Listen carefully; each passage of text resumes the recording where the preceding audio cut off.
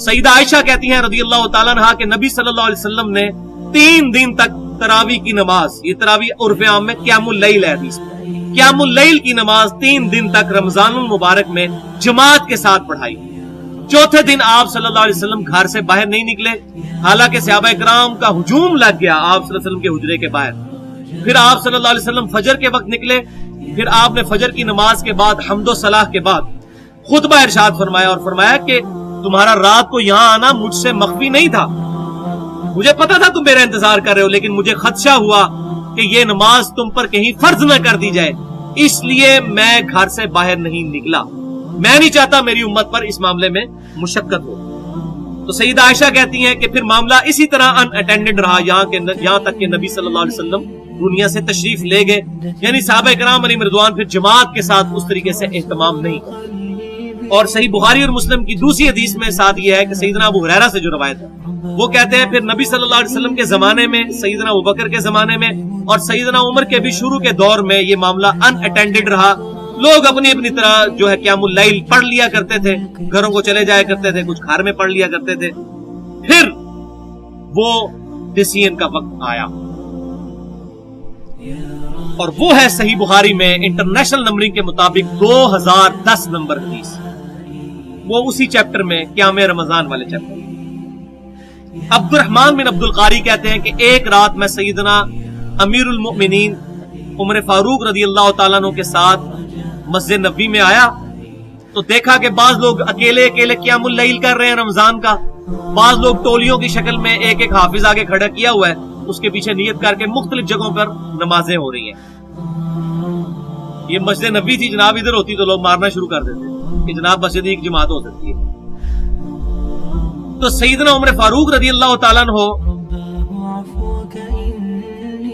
उन्होंने फरमाया कि क्या ही अच्छा हो अगर मैं इनको एक इमाम के पीछे खड़ा कर दूं ताकि सारे इकट्ठे होकर नमाज पढ़ें। फिर उन्होंने उबई इब्ने काब रज़ी अल्लाह तआला अन्हु को हुक्म दिया कि लोगों को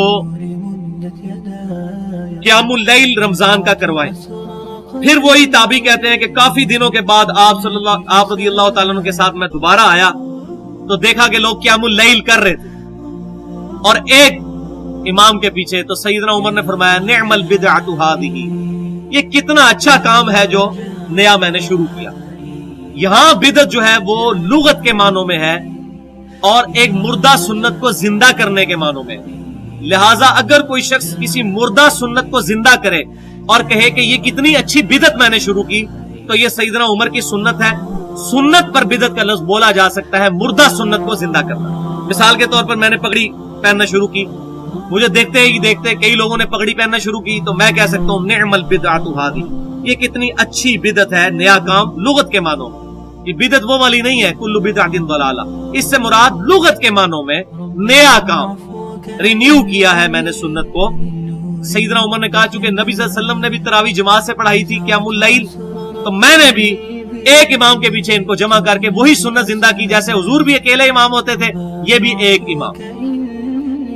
लिहाजा यहां से इस जवाज पर फतवा मिल गया कि क़यामुल लैल पूरा महीना रमजान मुबारक का एक इमाम के पीछे मस्जिद में अदा किया जा सकता है।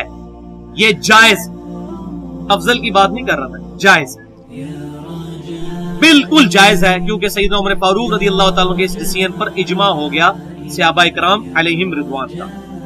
और इजमा पर मेरी पूरी गुफ्तगू है इसकी हुज्जियत पे, मसला नंबर 31 के नाम से ahlesunnatpak.com पर 50 मिनट की। और दूसरा वो हदीस भी अलैकुम बिसुन्नती व सुन्नतिल खुलफाए राशिदीन अल महदीयीन, तुम पर मेरी सुन्नत और मेरे खुलफाए राशिदीन की सुन्नत लाजिम। उसके तहत भी अल्हम्दुलिल्लाह सईदना उमर की इस जारी करदा जो बात थी उस पर इजमा हो गया अल्हम्दुलिल्लाह। लेकिन लेकिन लेकिन 3 लेकिन, ये सिर्फ जायज, क्योंकि इसी हदीस में आ गया जो मौलवी छुपा लेते कि सईदना उमर रज़ी अल्लाह तआला ने जब फरमाया निअमल बिदअतु हाज़िही, सही बुखारी 2010 नंबर हदीस। फिर आप रज़ी अल्लाह तआला ने साथ एक बात इरशाद फरमाई कि ये लोग जो पढ़ रहे हैं इससे ज्यादा बेहतर वो नमाज है जो लोग रात को उठकर आखिरी पहर में पढ़ते हैं।